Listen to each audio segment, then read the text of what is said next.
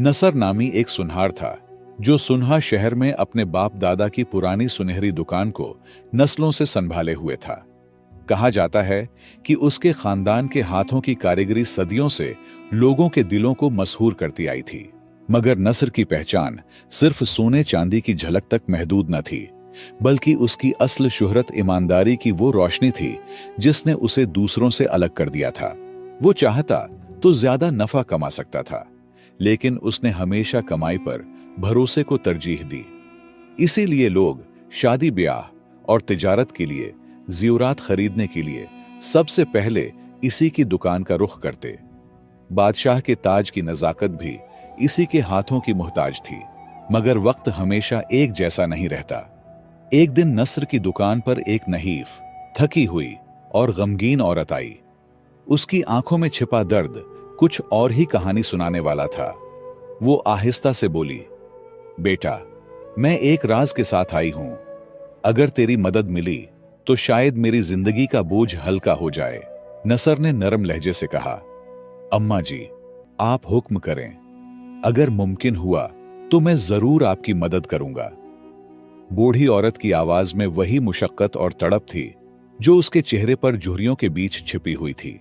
उसने आहिस्तगी से कहा, बेटा, मेरी इकलौती बेटी है, उसकी शादी है, मगर मेरे पास कोई जवाहरात नहीं। अगर मैं उसे बगैर ज़ेवरात के ब्याह दूं तो लोग उसकी जिंदगी अजीरण बना देंगे। मेरे पास वो अंगूठी है जो मुझे मेरी मां ने दी थी।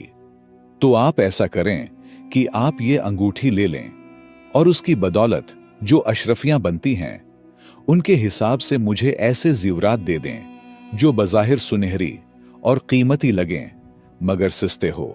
बस मेरा यही ख्वाब है कि मेरी बेटी का गला भरा हुआ हो, उसकी ख्वाहिश पूरी हो। बाकी मेरी कोई हैसियत नहीं कि उन्हें असली ज़ेवरात दे सकूं।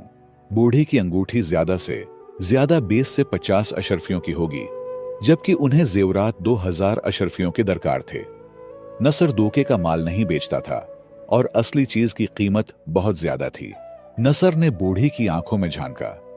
वहां मजबूर दिल की सच्ची इल्तमास लिखी थी।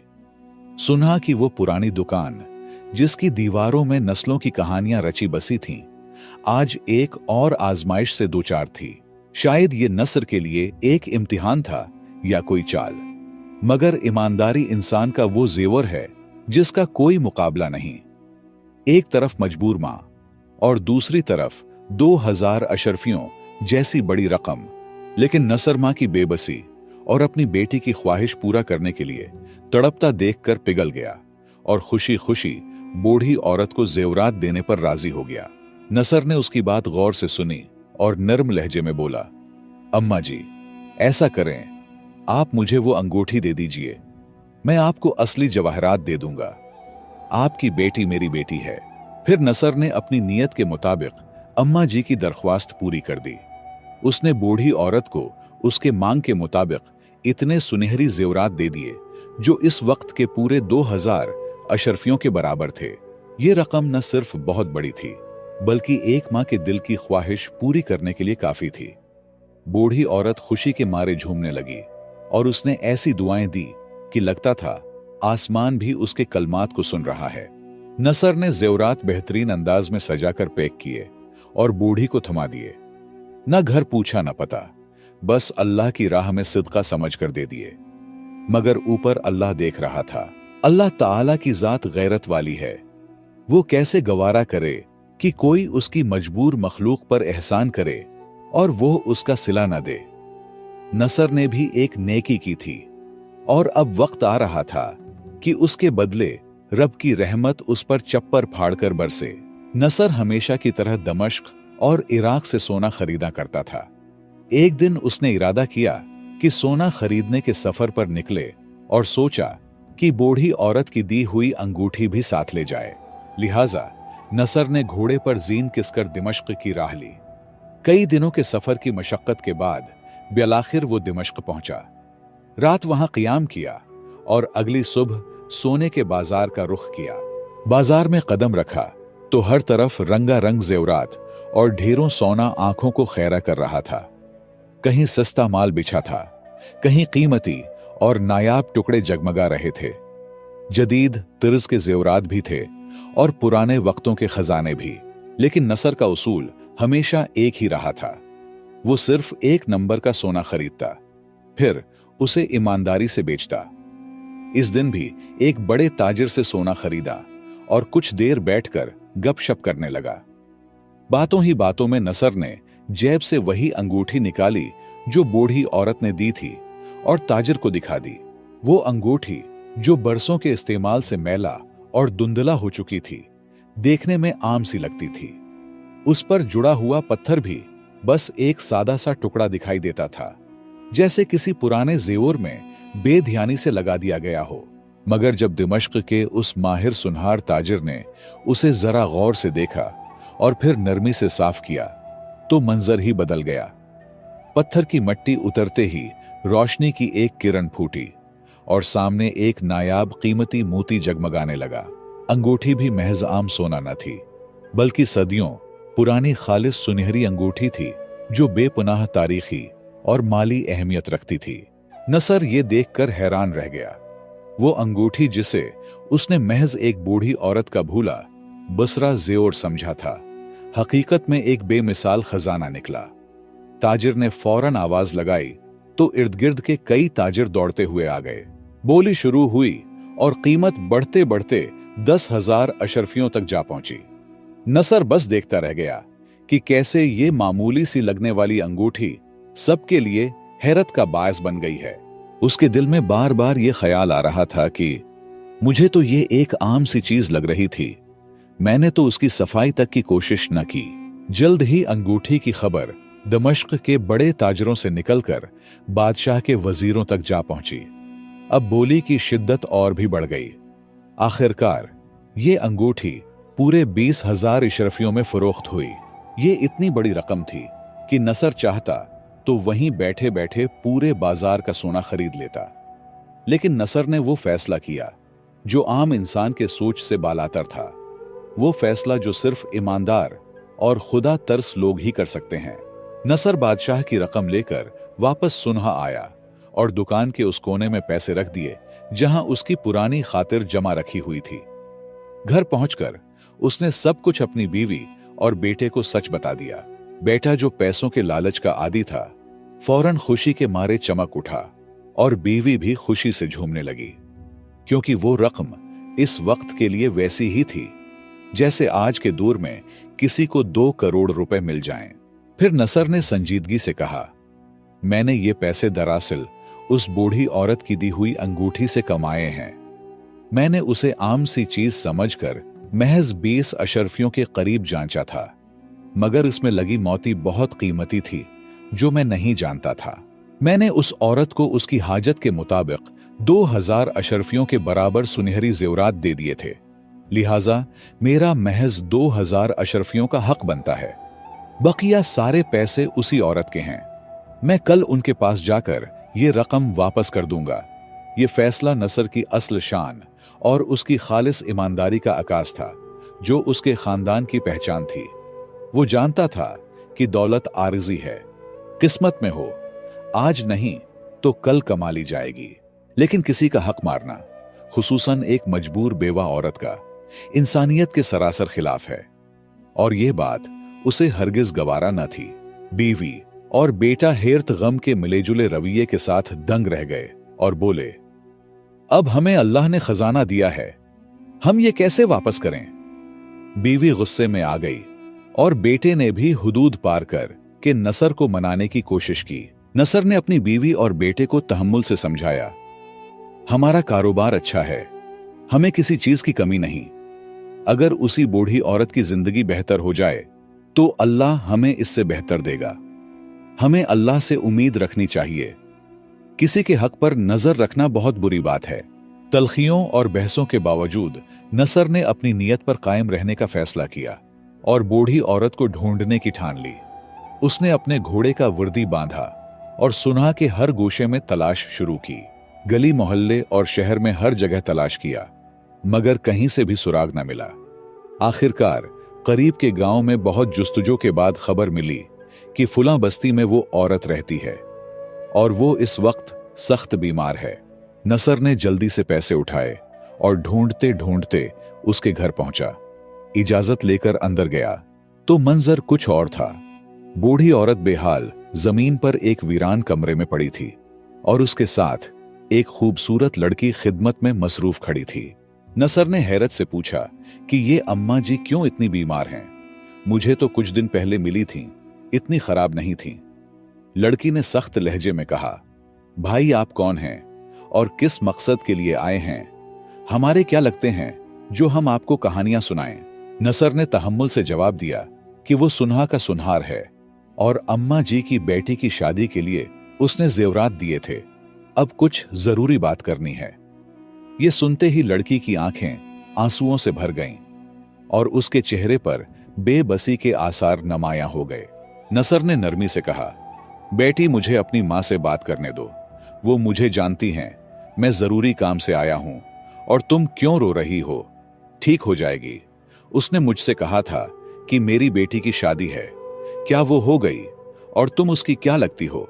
लड़की ने रोते हुए जवाब दिया, भाई मैं ही वो बदनसीब लड़की हूं। जब मेरी मां जेवरात लेकर आ रही थी तो रास्ते में डाकुओं ने वो सब छीन लिए। हमारे पास अल्लाह के सिवा और कुछ नहीं है।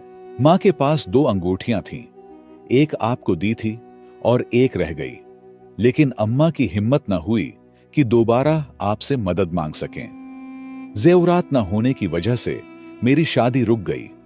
लड़के वालों ने हमें धोखेबाज कहा और छोड़ गए। नसर को बहुत तकलीफ हुई कि इंसान की कीमत से बढ़कर अगर जेवरात को अहमियत दी जाए तो ये कितना बड़ा गुनाह और जुर्म है। ऐसे लोग कितने कम ज़र्फ हैं। आखिरकार उसने बूढ़ी औरत से नरमी से बात की और कहा, अम्मा जी, मैं आपके लिए एक बड़ी खुशखबरी लाया हूं। ये देखें इतनी अशरफियां कि आपके नवासे भी खत्म न कर सकेंगे। आप बेटी की शादी भी कर सकेंगी और खूबसूरत घर भी खरीद सकेंगी। ये सुनकर बीमार और नढाल औरत ने आंखें खोलें और बोली, बेटा, ऊपर से जेवरात मुफ्त में दिए और अब मजीद पैसे किस मकसद के लिए? जो एहसान तुमने हम पर किया है वो कम है क्या? वो अलग बात है कि वो हमारे नसीब में न थे। नसर ने संजीदगी से कहा, अम्मा जी, मैं मजाक नहीं कर रहा। ये आप ही के पैसे हैं, मेरे नहीं और न ही किसी और के। एहसान की बात बिल्कुल नहीं, ये आपका हक था और मैं सिर्फ हक लौटा रहा हूं। ये सुनकर लड़की और बूढ़ी औरत हैरान रह गईं और एक साथ बोले, हमारे पैसे? ये कैसे? नसर ने जवाब दिया, जी हां, आप ही के पैसे अम्मा जी।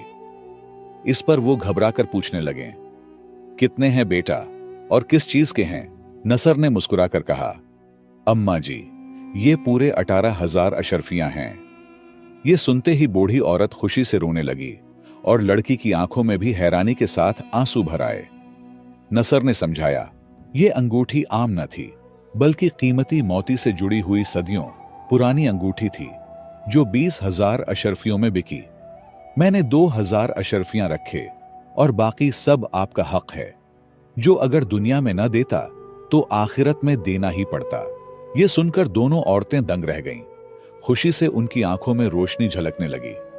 आखिरकार बूढ़ी औरत कपकपाती आवाज में बोली, बेटा, हमें सिर्फ 2,000 अशरफियां दे दो, बाकी अपने पास रख लो। तुमने जो कुछ हमारे साथ किया है वो इंसानियत से कहीं ज्यादा है। नसर ने सख्त इनकार किया, नहीं अम्मा जी, मेरा कारोबार ठीक चल रहा है, मैं आपके पैसे क्यों लूं? बूढ़ी औरत बार बार इसरार करने लगी, मगर नसर डटा रहा। आखिरकार गुर्बत की मारी अम्मा ने ऐसी दुआएं दी जो सीधा आसमान छू रही थी। नसर को सर पर बोसा दिया और बेटी से कहा कि वो दूसरी अंगूठी ले आए। कुछ देर बाद बेटी ने खूबसूरत सुनहरी अंगूठी लाकर मां को दे दी। बूढ़ी औरत ने आंखों में आंसू लिए कहा, हम आपका एहसान कैसे चुका सकते हैं? मेरा कोई बेटा नहीं, मगर आज आपकी इंसानियत देखकर मुझे बेटे की कमी महसूस नहीं हुई। अल्लाह आपकी दुनिया और आखिरत ऐसे रोशन करे जैसे आपने हमारी जिंदगी रोशन कर दी। अम्मा ने कहा, अगर आप पैसे नहीं ले रहे तो ये इनाम कबूल कीजिए, और उस अंगूठी से कहीं ज्यादा कीमती अंगूठी दे दी। नसर बोला, अगर मैं ये ले लूं तो मेरी ईमानदारी और इंसानियत का मकसद खत्म हो जाएगा। मगर अम्मा ने इसरार किया, ये मैं दिल से दे रही हूं, अगर नहीं लेते तो फिर अपने पैसे वापस ले जाएं। आखिरकार नसर ने अंगूठी कबूल की, दुआएं सुनी और वहां से रुखसत हुआ। घर पहुंचकर बीवी और बेटा पहले नाराज थे, मगर नसर ने समझाया, माल अल्लाह का दिया हुआ है। जब हम यतीम, बेवा और गरीब की मदद करें तो यही असल दौलत है। मैंने सच्चे दिल से मदद की, मकसद दुनिया का नहीं बल्कि आखिरत का सवाब था। मगर अल्लाह ने दुनिया में भी बेहतर सिला दिया और उससे कीमती अंगूठी मिली। बीवी और बेटे ने दिल से तस्लीम किया और खुशी का इजहार किया। तो दोस्तों, इस कहानी से हमें यही सबक मिलता है कि हमेशा सच्चाई, इंसानियत और खुलूस अपनाना चाहिए। जिन लोगों में ये सिफात नहीं पाए जाते, न दुनिया में हकीकी कामयाबी पाते हैं और न आखिरत में उनका अज्र होता है। अगर नसर ने वो पैसे रख लिए होते तो न गरीबों की दुआएं मिलते, न उनकी मदद होती और शायद वो औरतें गुर्बत में ही जान गिनवाते। एक मुखलिस अमल और ईमानदारी ने नसर को दुनिया में रोशनी और बेहतरीन सिला दिया और आखिरत में उसका बड़ा अजर है। हमें लालच से हटकर पहले इंसानियत, अल्लाह की रजा और साफ नीयत को मुकद्दम रखना चाहिए। नीयत साफ हो तो जो कुछ मिलता है वो भी बरकत बन जाता है। जहां तक हो सके गरीबों, यतीमों और बीवाओं की माली या अमली मदद करते रहें। कौन जाने किसकी दुआ अल्लाह के यहां कबूल हो जाए और आपके मुस्तकबल और आखिरत के लिए रोशनी बनकर लौट आए। आखिरी अहम सबक, दूसरों की मजबूरियां नजरअंदाज न करें। सब अल्लाह के बंदे हैं। आज कोई अमीर है तो वो भी अल्लाह की अता है और किस्मत कभी पलट सकती है। नसर की तरह इंसानियत को पहने, यही हकीकी दौलत है। तो प्यारे दोस्तों, अगर आपको ये कहानी पसंद आई है तो हमारे चैनल को सब्सक्राइब करके घंटी को जरूर दबाएं और हमारे वीडियोस को अपने दोस्तों के साथ शेयर करें। अपना ख्याल और राय कमेंट में लिखें। आपकी राय हमारे लिए बहुत अहम है। आपके ताउन का बहुत बहुत शुक्रिया।